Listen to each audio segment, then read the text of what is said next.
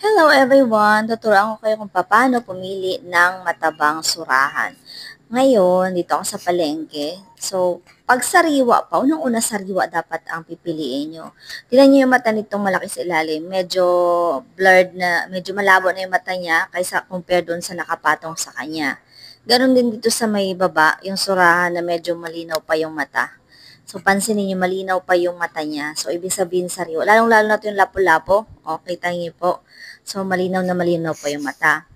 Ngayon po, pag mataba po, so yung palikpik niya, yung mga palikpik niya, yung gilid, yung may mga, ano ang tawag ko dyan, may mga tinik.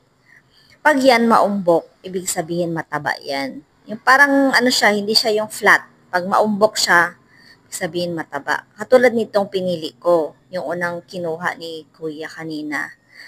So yan o, pansinin nyo, no, mataba. Taba-taba yan guys.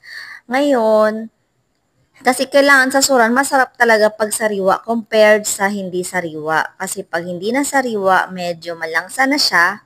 Bukod sa malangsa na siya, medyo rubbery siya pag hindi siya mataba compared sa mataba. Tapos pag inihaw mo yan siya, parang may mga mantikang lumalabas.